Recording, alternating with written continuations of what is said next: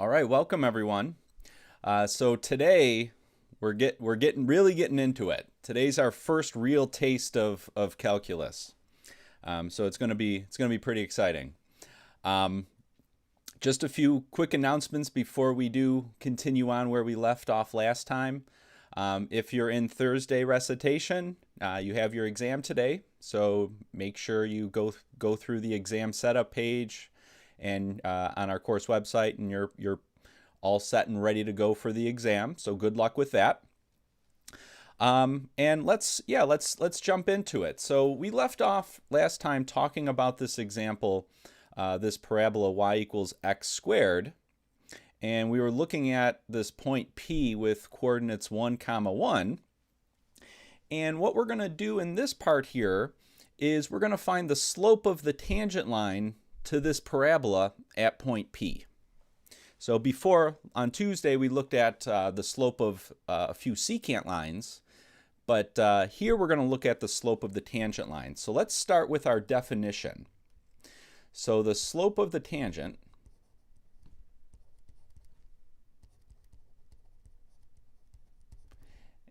and it's equal to a limit, the limit, and we have two different options for which limit to use.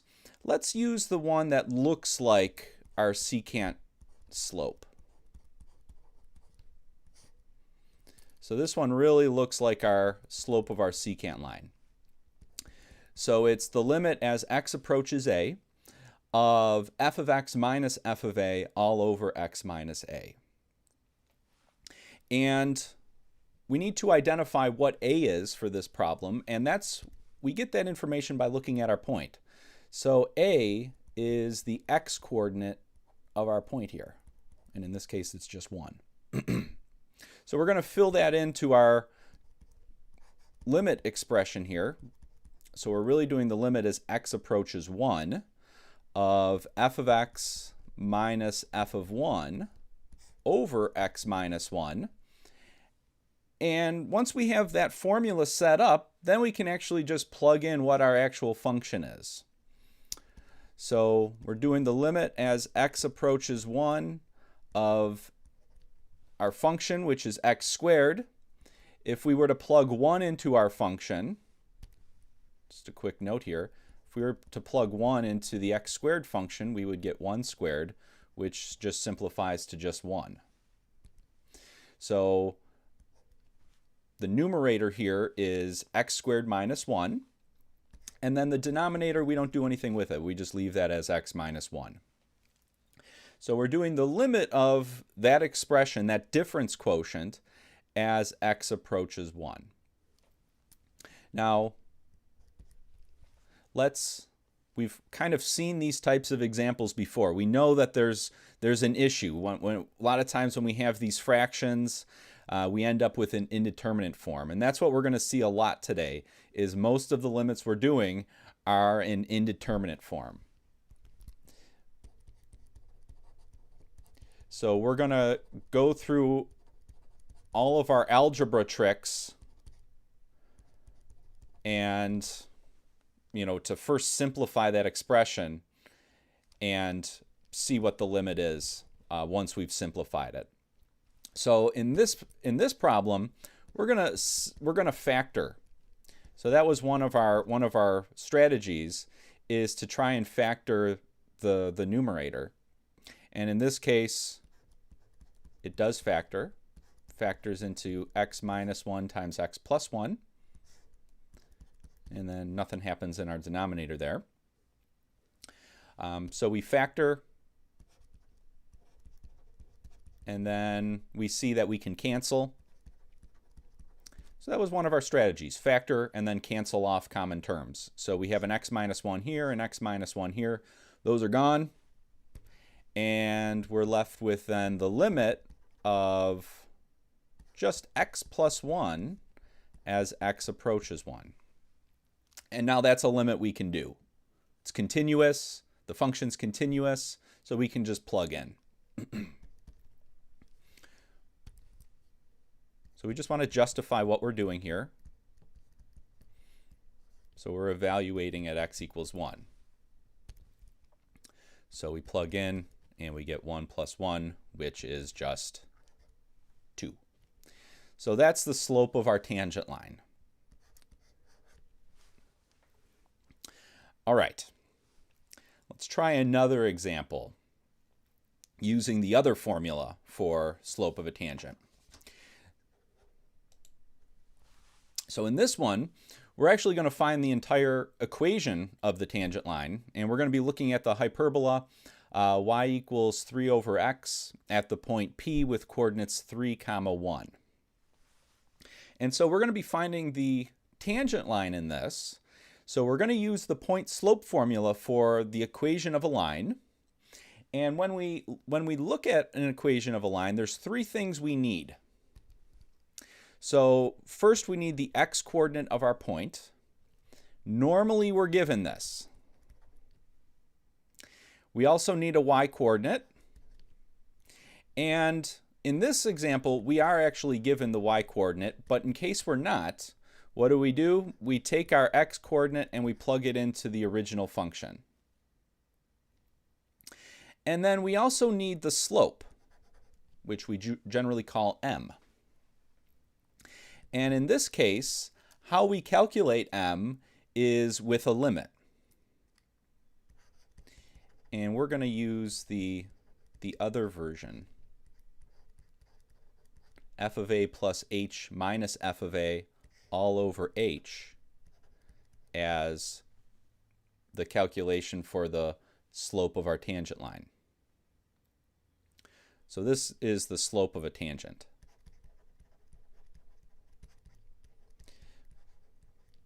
All right, so let's go through that calculation. We know m, the slope of our tangent line, is equal to the limit as h approaches 0 of f of a plus h minus f of a all over h. We need to identify what a is, and that's just the x coordinate of our point. So it's just our x coordinate, which is 3. So let's fill that in. And so it's f of 3 plus h minus f of 3 all over h. And now that we have that formula set up, we actually go and plug each of those values into our function. So we'll have the limit, and as we go through this, we're always writing the limit down until the very last step when we actually calculate what the limit is. So it's very important that we keep writing that limit notation just to as we proceed here, because we'll actually evaluate the limit at the very end. All right, so let's plug in. Everything is going to be over h. And so when I evaluate f of 3, when I plug 3 into the function, I get 1. So I'm going to have a minus 1 here. And then when I plug 3 plus h in, I'm plugging 3 plus h in wherever I see an x in my function. So when I plug 3 plus h in there, I'll have 3 over, and then instead of x, I'm going to have 3 over 3 plus h. And what we see here is we have this expression where there's like a fraction stacked on top of another fraction. So it looks a little kind of confusing. So to help us, we're going to rewrite that as 1 over h times the numerator. So everything that was in the top there of our main fraction. So we'll write that as 1 over h times 3 over 3 plus h minus 1. Now when we do this, we want to work with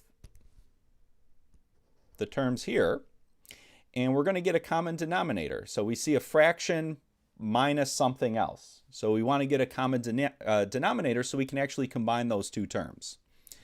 So that's what we're going to do.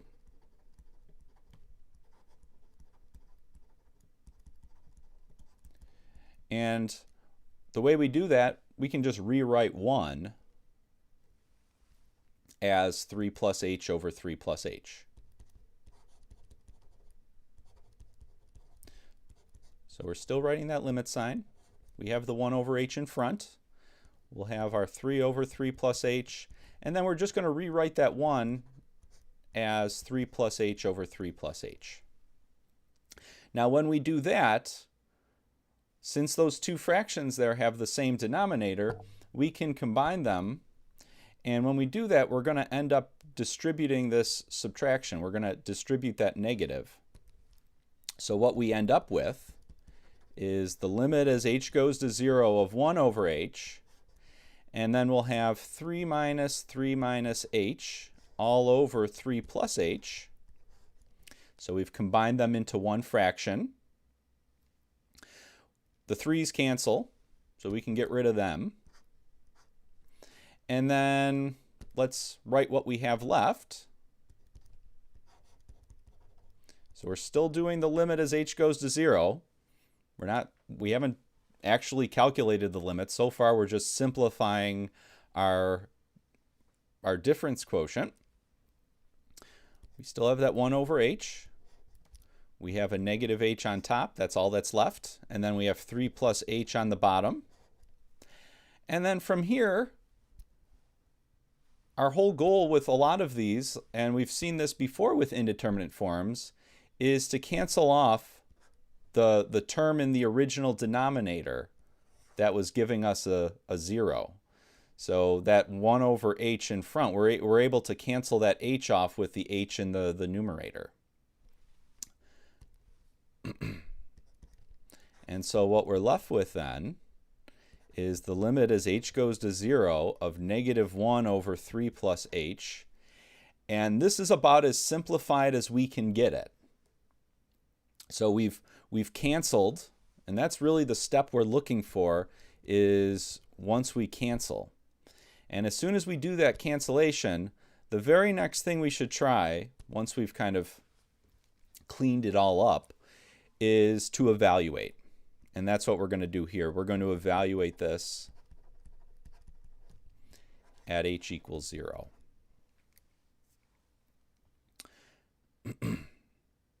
So what do? Just plug in 0 for h.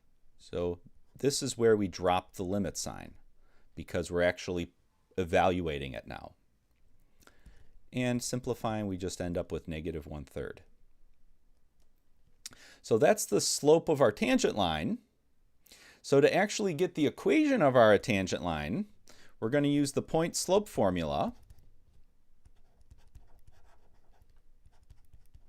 And what does our point slope formula say? Well, it's y minus our y coordinate is equal to the slope of our tangent line, or the slope of our line in general, times x minus our x coordinate. And what did we find? Well, we know our x coordinate is 3. We know our y coordinate, we're given it. What is our y coordinate? It's 1. So we're given that way back at the beginning here. We're actually told what the coordinate of point P is. And then we calculated our slope so that it's negative 1/3. So if we fill all those little ingredients in, we get y minus our y coordinate, so y minus 1, is equal to our slope, negative 1/3, times x minus our x coordinate, so x minus 3. And if we wanted to just kind of, that's the equation of our line. If we wanted to just clean it up a little bit, write it in y equals mx plus b form, sure, we could do that as well. So we could write that as y equals negative 1/3 x plus 2. Just another way to represent that line. So there's the slope of our tangent line, or there's the equation of our tangent line. So most of the work there was actually calculating the slope. All right.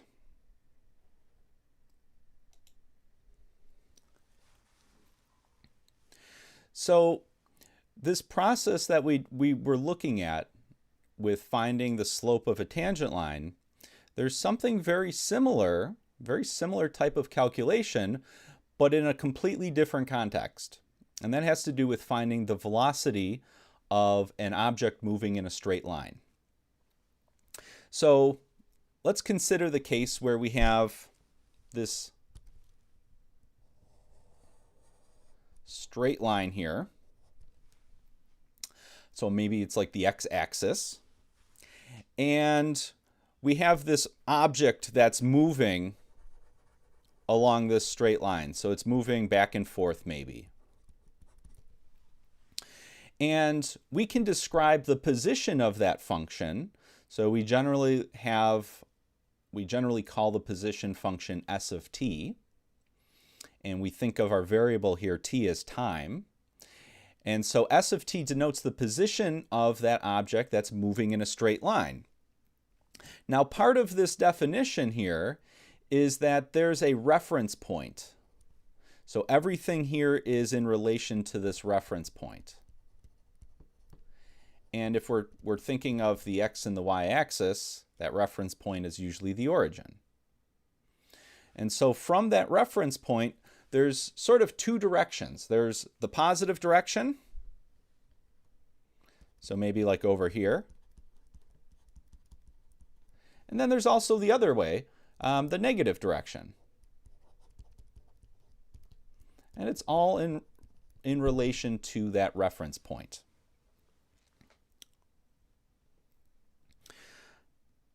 All right, so as an example, where might we see this type of thing? Think of like a car moving along on a straight road.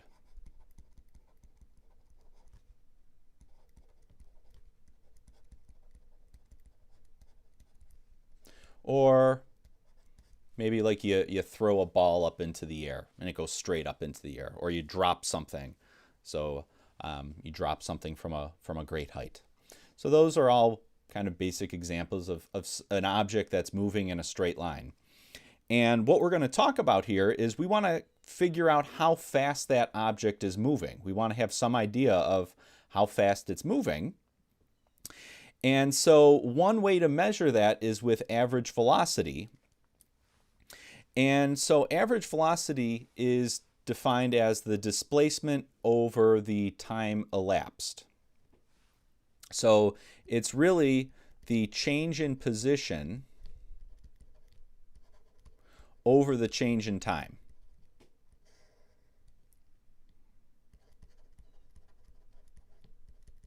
So we have this time interval. We're starting at time A, we're going to time B. So A is like our starting time. And B is our ending time.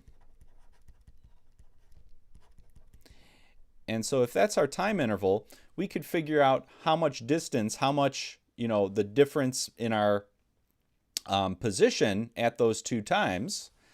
And so we could look at the position at time A, where we started. So this is our starting position.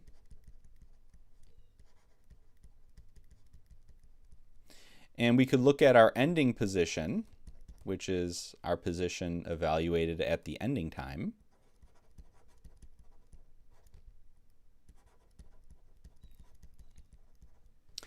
And so S of B minus S of A is the displacement. So it's our ending position where we stop moving minus our starting position. So as a little example, let's say we have our straight line here, we have our reference point, and then this is our starting position. This is our ending position. And so what displacement measures is the distance here. So that's our displacement, is just the length of that line segment. And so the way we calculate average velocity is it's just measuring, okay, how far did we go over the amount of time? So it's displacement over time elapsed. Now that's all well and good, but normally when we think of velocity, we think of velocity at a specific moment in time. And so that's going to lead us to our next definition. So we don't want to just think of an average velocity over a time interval. We want to talk about the velocity at a specific moment in time. And so we call this instantaneous velocity, or really just velocity for short. And we use v of a as our notation here. So v of a is the velocity at time t equals a. And it's for an object moving in a straight line. And it's defined as a limit, and we'll see why it's defined this way in a second. So let's think about a time interval.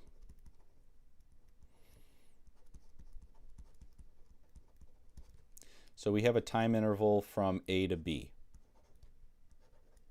So our object is somewhere at time A, and then it's moving around, and then it ends somewhere. It stops moving at time B. So the velocity at time A, what this definition is saying is it's the limit as h goes to 0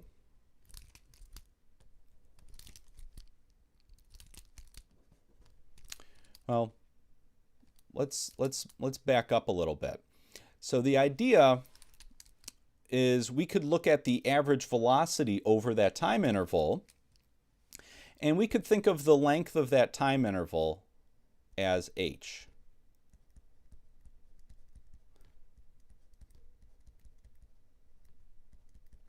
And so instead of looking at the average velocity over a long time interval, what we're going to do is we're going to let it get shorter and shorter. And so we're going to look at the average velocity over these smaller and smaller time intervals, and that's going to give us the instantaneous velocity. So we're going to look over the average velocity. We're going to look at the average velocity during the time interval from A to B.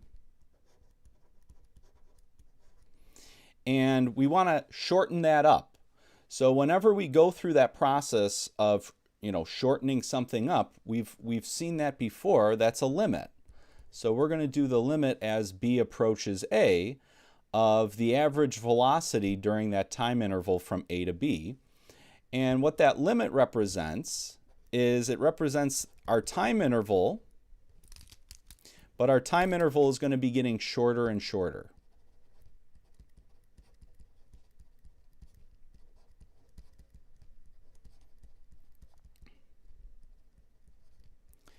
And so as it shortens up, we're going to be looking at a time interval that's very close to time A. So that gives us our instantaneous velocity at time A.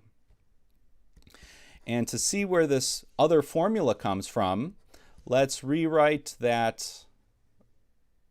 Let's put in our average velocity, which was s of b minus s of a over b minus a. That was our average velocity that we saw before. And we're doing the limit as b approaches a. And usually when we think of instantaneous velocity, we're thinking of the length of our time interval. And we generally call that h. And so we could rewrite this value for b as really a plus h, where h is small. So b, as b gets closer and closer to a, we could really think of it as it's a, but just a little bit extra, or maybe even a little bit before. That's okay. And so really, we can do a change of variables here. So if we let b equal a plus h, then as b approaches a, that means h is approaching 0. And that's because we could write this as h is equal to b minus a. So if we fill all of those ingredients into our limit here, b is, what is b? It's a plus h. So we could write that as a plus h plugged into our position function. Then minus s of a. And then instead of b minus a in the denominator here, we know that that's equal to h. And then instead of b approaching a, we know that's equivalent to the limit as h approaches 0. So we could change that to h approaching 0. And so this gives us another way to calculate the instantaneous velocity. But really what we're doing by calculating the velocity is we're looking at the average velocity over a time interval, and we let that time interval get really small. So that's how we define instantaneous velocity. And then one other definition here is, or one other thing to note, I guess, is that velocity includes both a magnitude and a direction.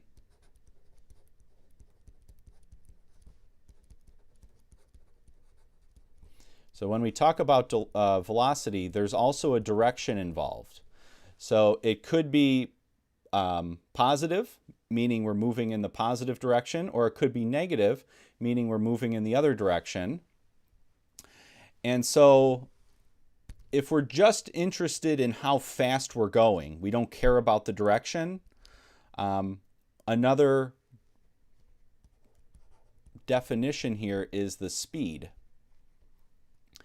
And the speed, kind of use a script A, and it's really just the absolute value of our velocity function. So if we're just interested in how fast we're going, we do the absolute value to get rid of the direction.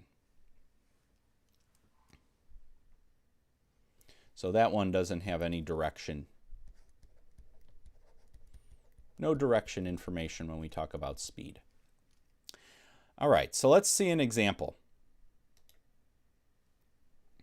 Let's say that we have a rock and we go up 50 meters and we drop it down, straight down.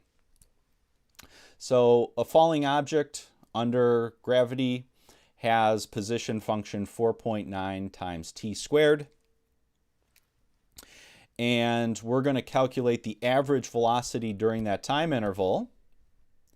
So our average velocity, we'll call it VAV, is equal to the ending position, so s of 2 minus s of 1, all over 2 minus 1. So that's just our average velocity formula for this specific time interval. And let's plug into our function. So when we plug 2 into our function, we get 4.9 times 2 squared. When we plug 1 in, we get 4.9 times 1 squared. And then this is all over 2 minus 1.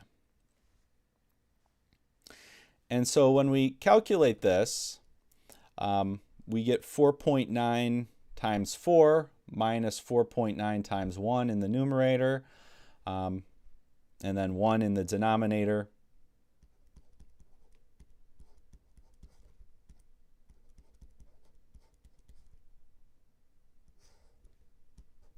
And if we do that arithmetic, what do we end up? We end up with 14.7. And when we talk about velocity, there's units involved. So our units here, we're given our height in meters, and this formula has t in seconds. So when we talk about velocity then, it's unit of distance divided by unit of time. So for our example here, meters per second. So that's the average velocity over that time interval. And so if we wanted to find the instantaneous velocity at time t equals 1, the idea is we could look at average velocities over shorter and shorter time intervals. So we could look at, say, VAV over the interval from 1 to 1.1. Or we could do the time interval from 1 to 1.01, or the time interval from 1 to 1.001, and so on. So we could look at average velocity over really quick time intervals. And so as those time intervals get shorter and shorter, we're looking at our instantaneous velocity, what's happening directly at t equals 1. So let's fill in our formula for instantaneous velocity. So it's the same formula that we saw on the previous slide. It was the limit as h approaches 0. Then we'll plug in 1 plus h into our position function. So our ending position, where we're plugging 1 plus h into 1, or into s, minus our starting position, so minus s of 1, all over h.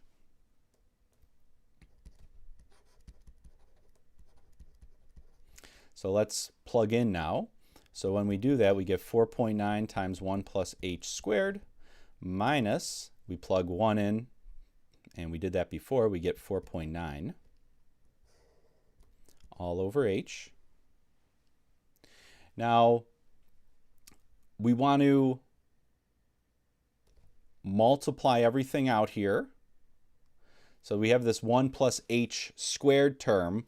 We want to multiply that out.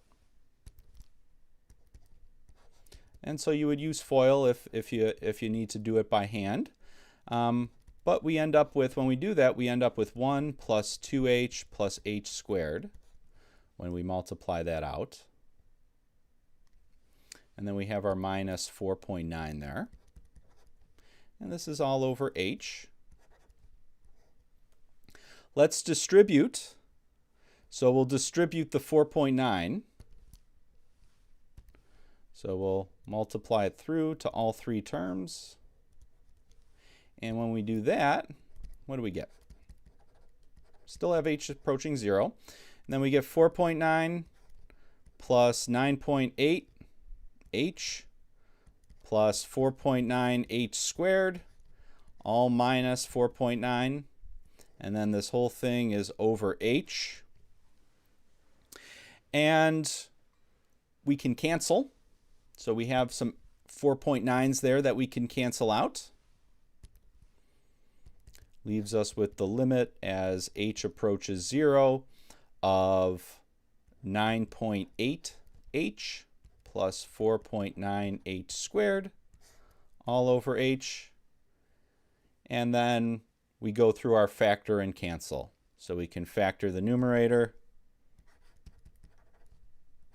So we can pull an h out of everything. So we have 9.8 plus 4.9h all over h.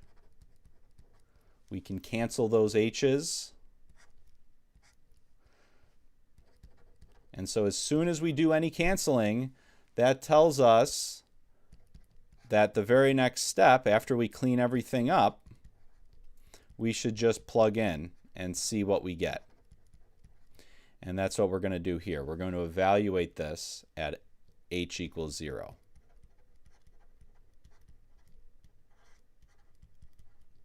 So when we do that, we end up with 9.8 plus 4.9 times 0, and simplifying just gives us 9.8. And for the derivative, or spoiler, for this instantaneous velocity, the units are units of position, so units of distance over units of time. So in this case, we were meters per second. So this is our instantaneous velocity at time t equals 1.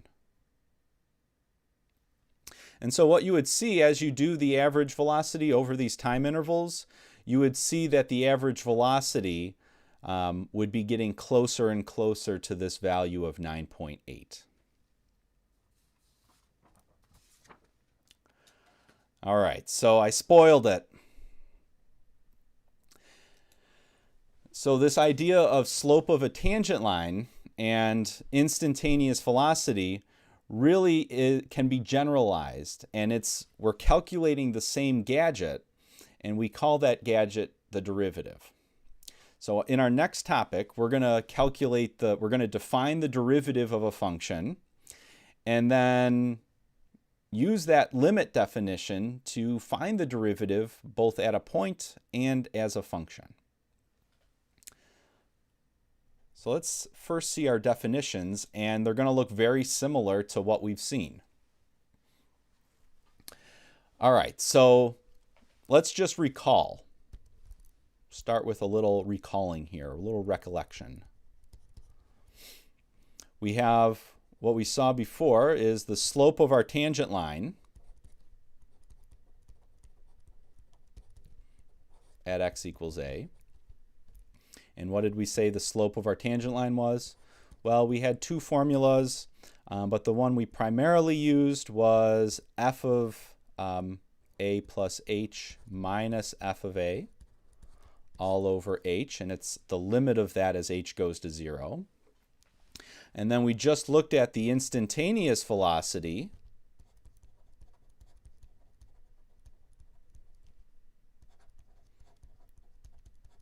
at time t equals a.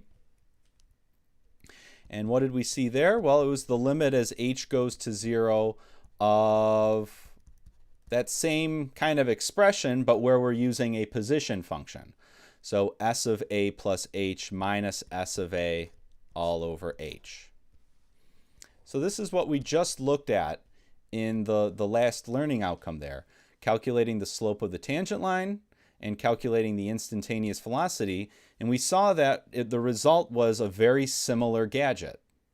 And there's a whole bunch of other applications that we'll kind of see later on where we do this sort of calculation.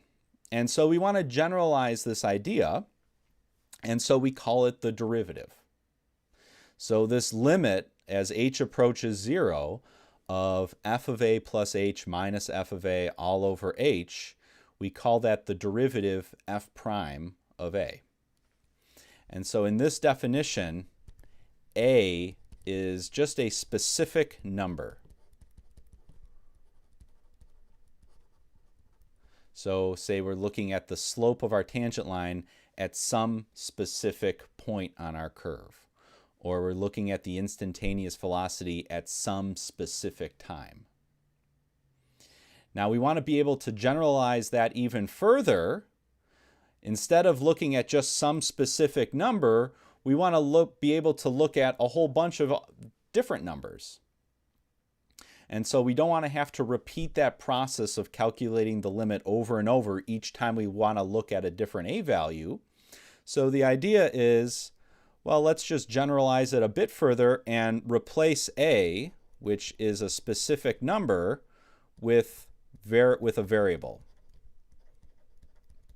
So we're going to replace a with variable x.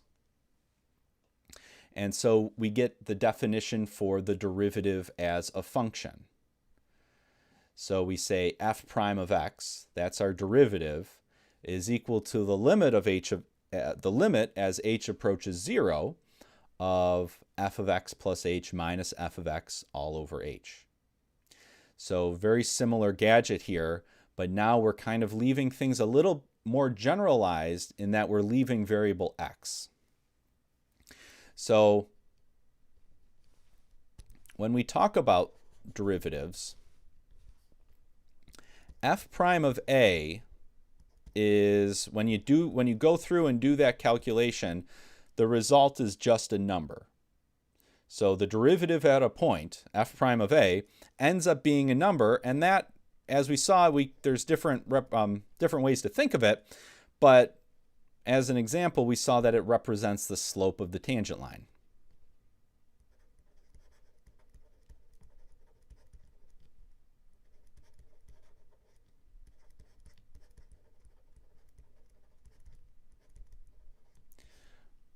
So when we look at the derivative at a point, that's really giving us the slope of the tangent line at a specific point on the curve.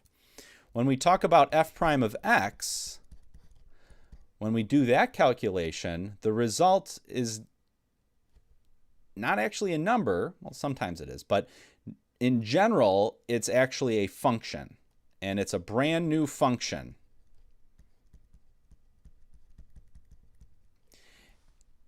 So when you calculate f prime of x, normally what happens is you're going to have x terms there. It's a brand new function, so you're going to have variable x. And so kind of the benefit of calculating the derivative as a function is that we can just evaluate it as needed. So if we wanted to find the slope of the tangent line at, say, a whole bunch of different points along the curve, well, we could calculate f prime of x and then just evaluate at those different points.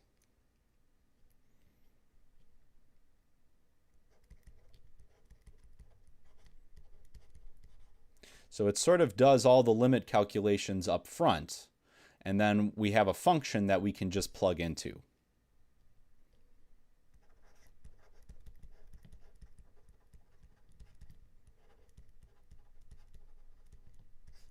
So derivative at a point ends up just being a number.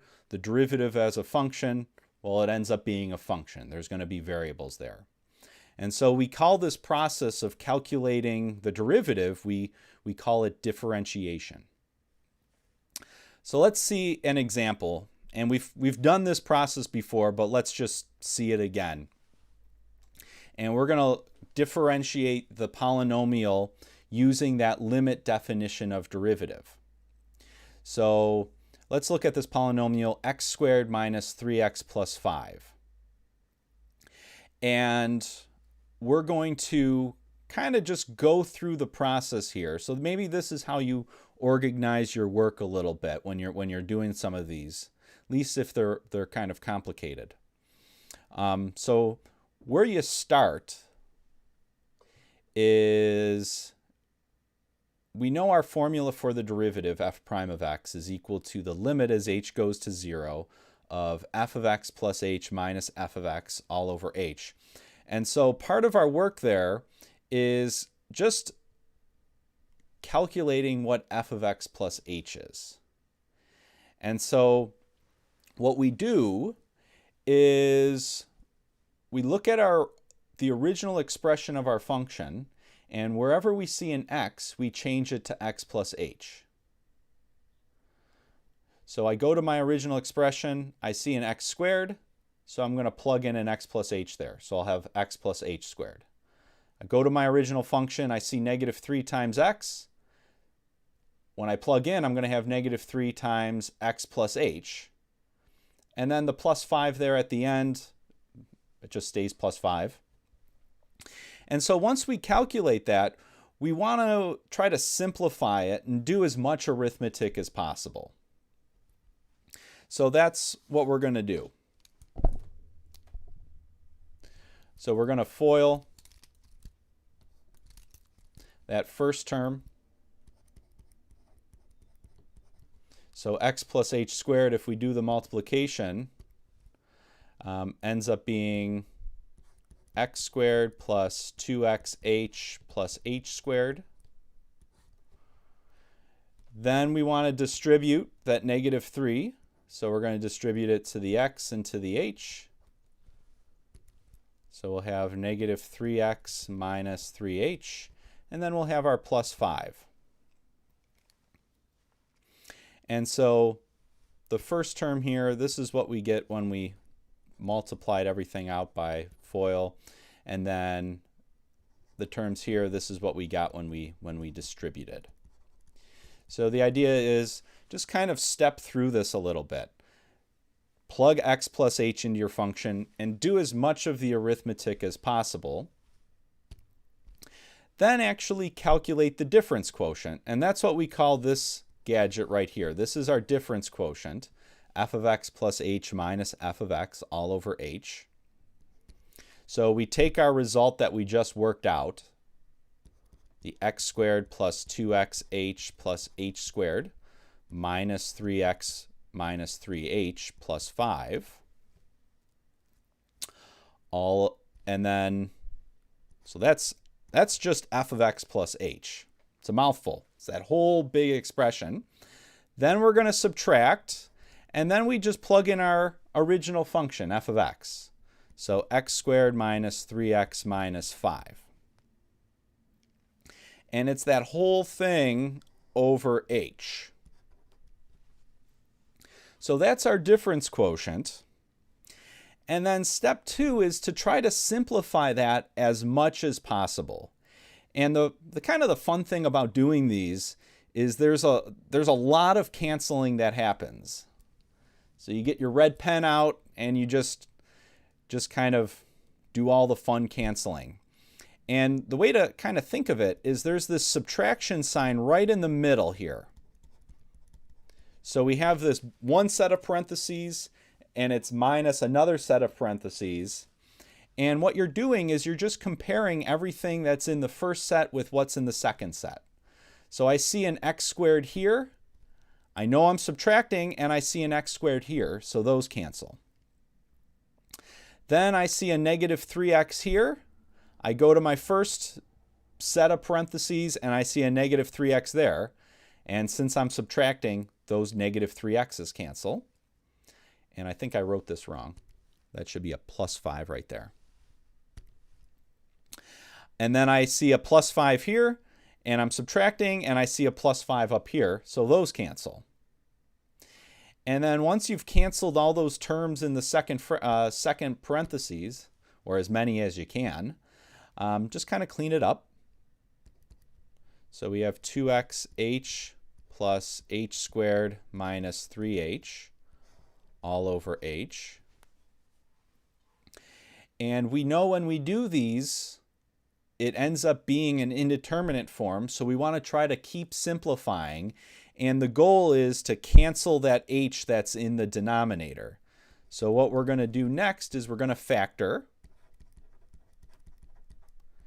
And so the idea is we want to be able to factor an h out of the top, which will allow us to cancel the h's.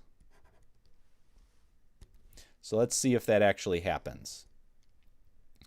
So if we do factor an h out, we're left over with a 2x plus h minus 3 over h. Now there's an h that we factored out of the top. There's an h that we factored out of the bottom, so we can cancel those h's. And what's left over is 2x plus h minus 3. And so we've gone through that work of calculating our difference quotient and simplifying it as much as possible. And so now when we calculate our derivative, the derivative is the limit as h goes to 0 of that difference quotient. And let's put in our simplified version. So it'll be the limit as h goes to 0 of 2x plus h minus 3. And now that's just a nice simplified expression. And the way we can evaluate that is by just evaluating at h equals 0.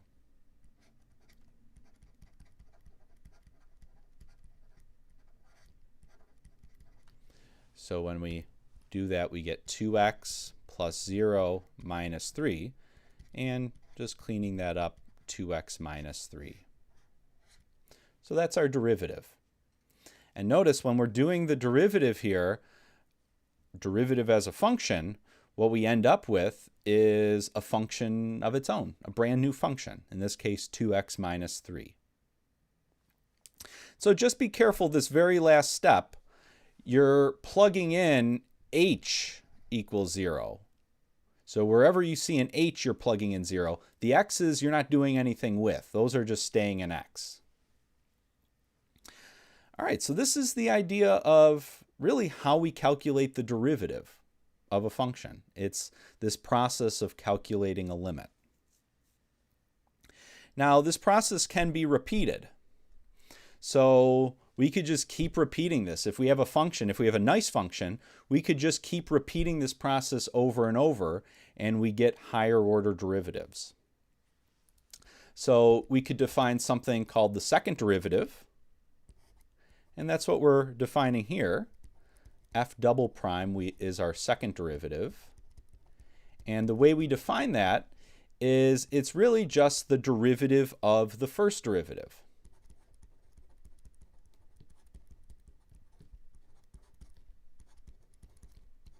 So f prime of x is our first derivative, f double prime of x is our second derivative, and what this d dx notation means, that just means calculate the derivative.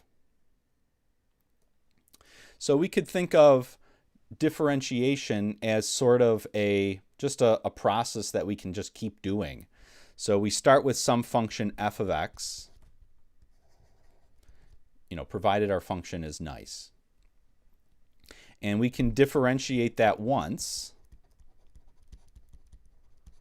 to get our first derivative, which we call f prime of x. That's just a brand new, perfectly good function on its own. So f prime of x is a perfectly good function. So we could take that and differentiate that.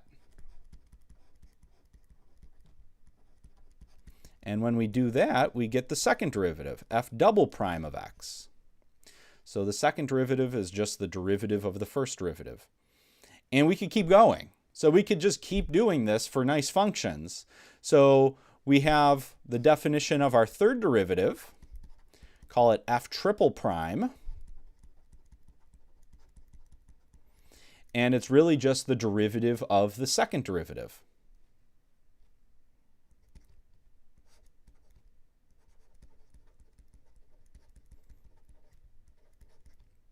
So going down to our little flow chart there, if we have our second derivative, we could differentiate that again, and that would give us our third derivative. So we could keep doing this process. For nice functions, we can keep doing it and get the third derivative, the fourth derivative, the fifth derivative, and so on. So primarily, we're going to be talking about the first and the second derivative, but we may have occasion to go, for a third or a fourth derivative here and there. So just wanted to be able to define those. And with that, we kind of introduced it here in the definition, but we want some notation to go along with it. And so we have different ways of representing derivatives. So the first one here is operator notation, this d dx with brackets. And so what this first notation means, use blue. What this first one means is it's directions. It means it's telling us to calculate the first derivative of whatever's inside those square brackets. So d dx, and then that's telling us do the derivative of what's inside. Now the other one here, these are just directions telling us to calculate the second derivative. So whatever you see inside those brackets, calculate the second derivative.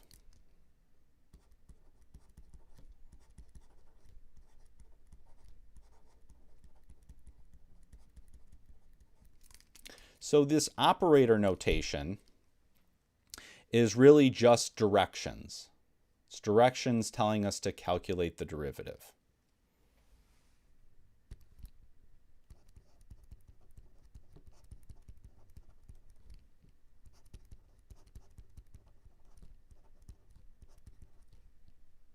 So it's telling us to differentiate.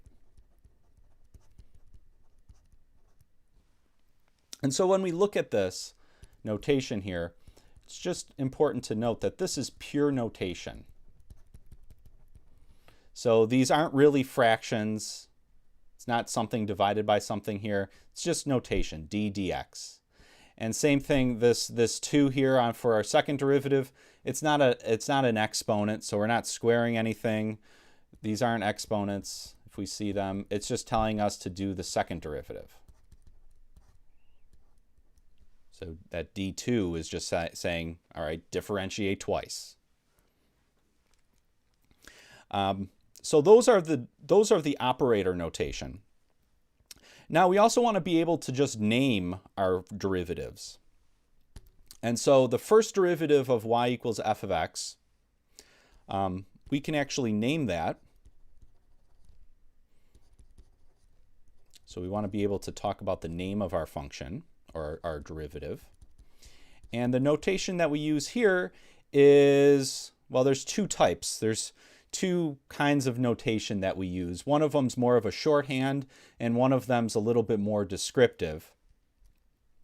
And so the first one here, this is our prime, what we call our prime notation. So the way we read these is y prime and f prime. And then we have similar notation for second derivative. It's just y double prime and f double prime. So that's one way to describe the derivative of our function using prime notation. The other one is with this more kind of verbose notation, a little bit more descriptive. It tells us a little bit more information, and we call this Leibniz notation. So dy dx or df dx. And then something similar for second derivative, where we put some 2's to indicate that we're doing the second derivative. All right, so this is how we talk about derivatives in terms of notation. Now, once we have the derivative, we want to be able to talk about evaluating it. And so one other piece of notation here is the evaluate line. So we draw a big vertical line and put like an x equals a at the bottom, and that tells us to calculate or to evaluate at x equals a. So for a first derivative, or for original function, maybe we're looking at function y, if we wrote vertical line x equals a there, that's really telling us to plug x equals a into your function. So it's really telling us plug a into your function f. If we were to say write dy dx evaluated at x equals a, well, that's really saying, all right, take x equals a and plug it into your first derivative. So plug it into f prime and get f prime of a. And if we had something for like the second derivative, maybe the second derivative of y with respect to x, and we wrote that vertical line, that would mean, all right, take your second derivative and plug a into it and evaluate. So that's a lot of the notation we're going to be using when we talk about derivatives and differentiation. Let's just see a few more examples of how to do this, of actually going through the process of calculating a derivative. So let's look at the function x cubed minus 4x. And we're going to use the limit definition of derivative. So we write down f prime of x. It's the limit as h goes to 0. Just get in the habit of writing the formula down.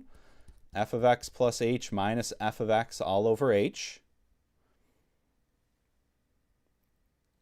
And let's do this calculation for f of x plus h. We'll do it off to the side. Kind of do it down below here. Let me use a different color. Maybe use blue. F of x plus h.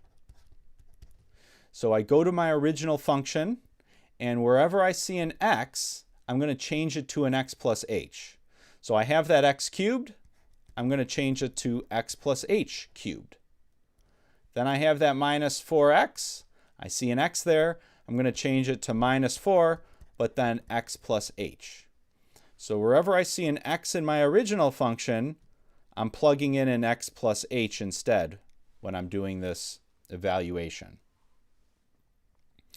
All right, so then we want to multiply that x plus h cubed out. And so you could multiply it out by hand, or we could use the binomial theorem to kind of do that a little bit quicker.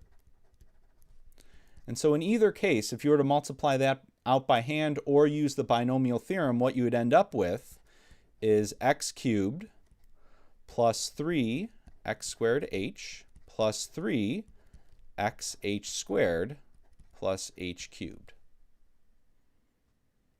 So the binomial theorem kind of tells us, how that multiplication looks. So that's what we get when we do the cube there. And then for the other one, let's just distribute that -4. So we'll distribute it to the x and to the h, and we get -4 minus 4h. All right, so we do all that work, and maybe you do a little bit off to the side just to, so it doesn't detract from the overall flow of your main work of calculating the derivative.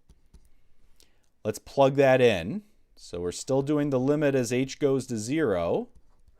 Plug in what we have, x cubed plus 3x squared h plus 3x h squared plus h cubed minus 4x minus 4h. That's all f of x plus h. Then we subtract, and then it's just our original function. So x cubed minus 4x.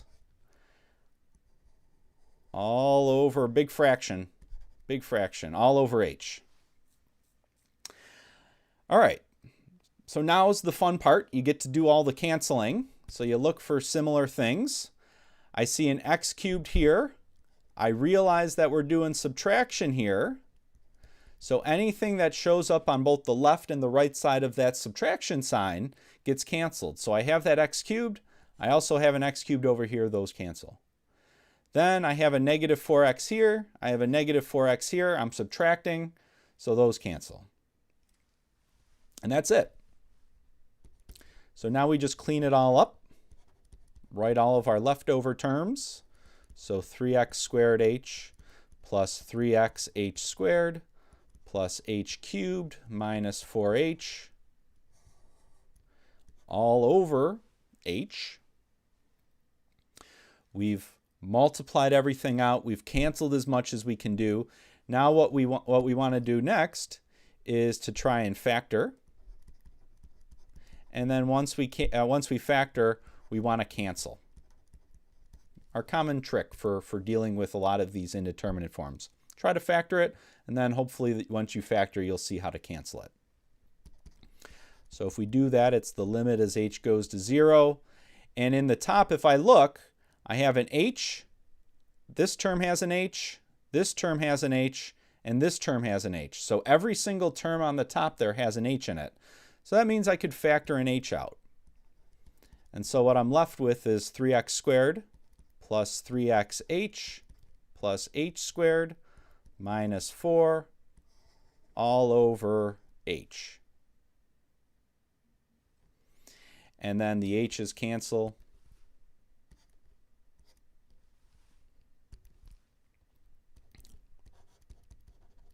And so when we write down, once the dust settles here, we're left with 3x squared plus 3xh plus h squared minus 4. And we're doing the limit as h goes to 0 still.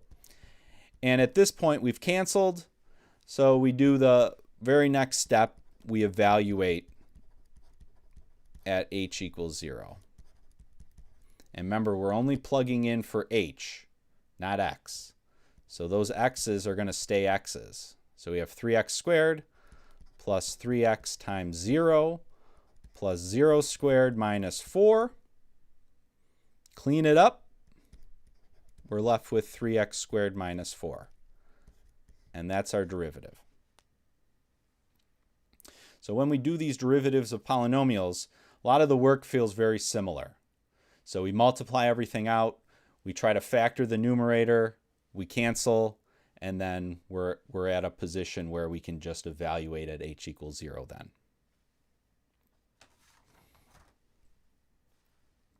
All right, let's try one more. Well, maybe two more, but I don't think we're going to have enough time. Oh, we got 10 minutes. Let's try another one. So square root x. We're going to calculate the derivative of this function. Let's get in practice here. We're doing f prime of x. Let's write out the limit definition. H goes to 0. F of x plus h on the top minus f of x all over h. Now let's actually plug in. So we have an x plus h. We go to our original function. Wherever we see an x, we're going to change it to an x plus h. So we still write the limit sign. H goes to 0. And then for that first term, I'm going to put the x plus h under the square root. Then I have a subtraction, and then I just rewrite my original function. So minus square root x, and this is all over h. And once we're at this point, what do we see? Well, we see a square root term minus another square root term. So we should think of our algebra trick for when we have root signs, and that's to rationalize or use the conjugate.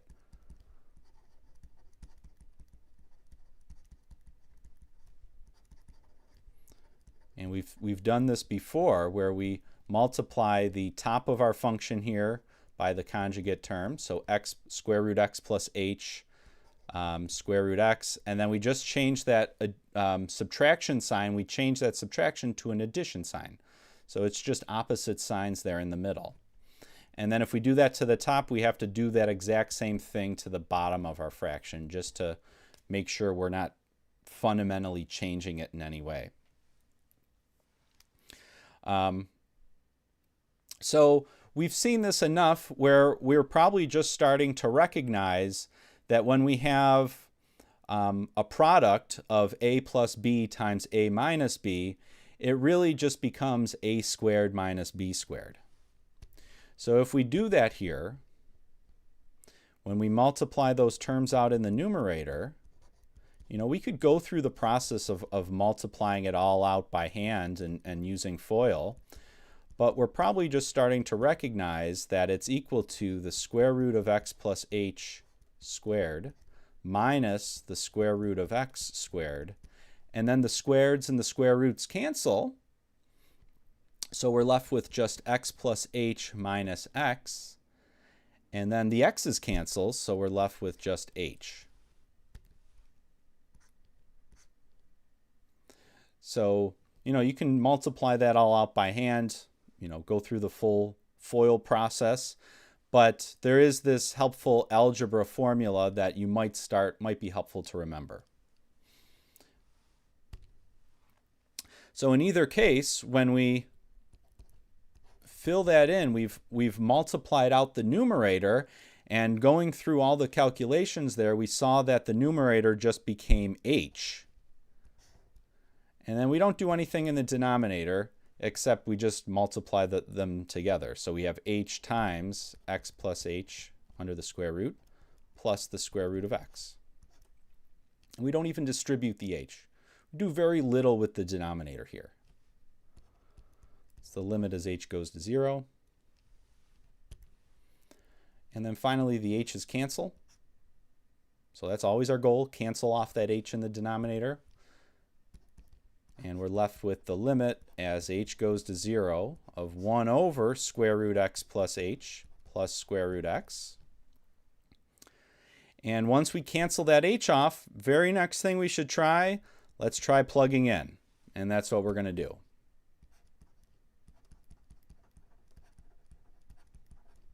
We're going to evaluate this at h equals 0. So we just plug in. And when we plug in, that's when we drop the limit sign, because that's how we're actually calculating the limit. So we get 1 over the square root of x plus 0 plus the square root of x.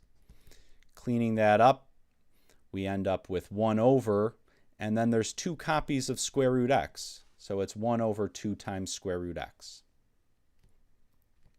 And so that's the derivative of the square root x function.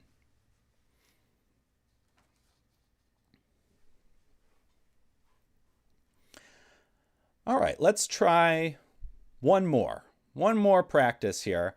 And this one is for the derivative of a rational function. So kind of like a fraction. And we're going to start it off the same way. We're going to write this as f prime. We'll write out our definition. limit as h goes to 0 of f of x plus h minus f of x all over h.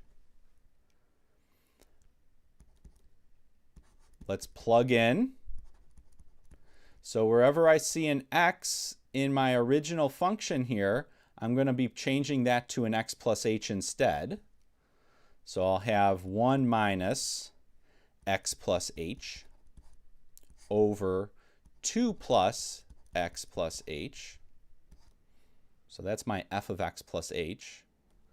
Then minus, and then I just rewrite the original function. So 1 minus x over 2 plus x. And this is all over h. Now to help us out, we're going to rewrite this as we see fractions stacked on top of fractions. So instead of doing that, we're going to rewrite this as the limit of 1 over h times everything in the numerator.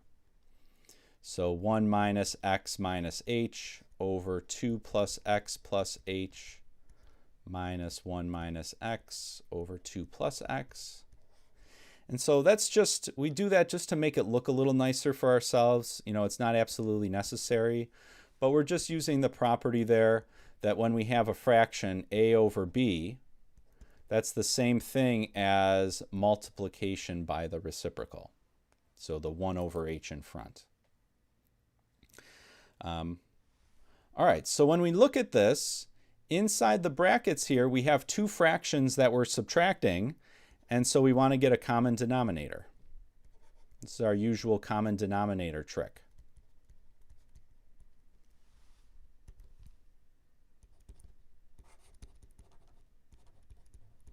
So to do that, the quickest way is just to multiply the two denominators together. So 2 plus x plus h times the other denominator, 2 plus x. And then same thing in the other fraction, 2 plus x plus h times 2 plus x. And so in that first fraction, our original numerator was 1 minus x minus h.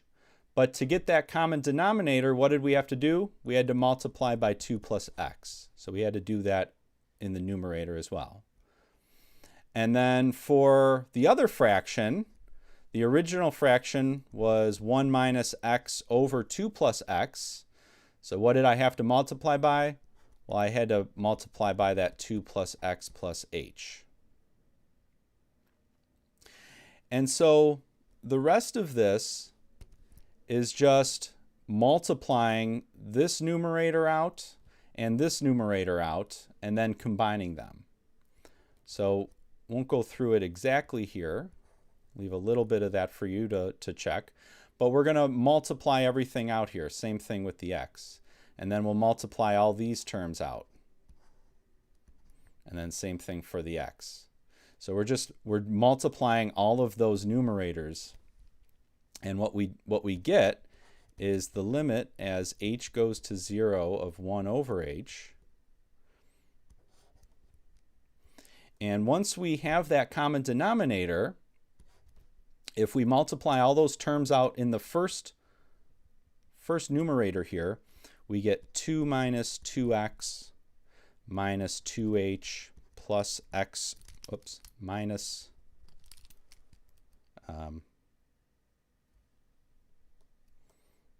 plus x minus x squared minus xh. So there's 6 terms there. And then minus what happens in the second fraction. So when we multiply all these out, what do we get? We get 2 plus x plus h minus 2x minus x squared minus xh. And this is all over our common denominator.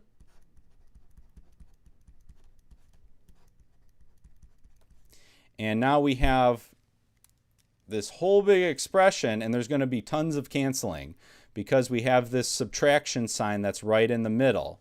So we look for things that show up on both sides. So both have a 2, those cancel. Both have a negative 2x, those cancel. Both have a positive x. Those cancel. Negative x squared shows up on both sides. Those cancel. And then finally, both have a negative x over negative x times h, so those cancel. And when we do this, a lot of canceling, so it's a lot of fun to do this one. What we're left with then is negative 2h minus h over 2 plus x plus h times 2 plus x. Simplifying the numerator there, so the limit as h goes to 0 of 1 over h, and that's negative 3h over 2 plus x plus h times 2 plus x. And then we kind of go through our standard. We can cancel. So the h's cancel. So we have the limit as h goes to 0 of negative 3. And then as soon as we do that canceling where we get rid of that h, very next thing we should try is just to evaluate. And so after we evaluate at h equals 0, I'll leave it for you to kind of fill in some of the details here, but we end up with negative 3 over 2 plus x squared. And so that's our derivative. All right, so we'll stop there for today. Again, if anyone has Thursday recitation, your exam is going to be today. So good luck. Make sure you read through the exam setup guide on our course website just to make sure everything's set up correctly. And then we'll see everyone next Tuesday for lecture. So good luck on your exam if you're in Thursday recitation, and then have a nice weekend. Bye-bye.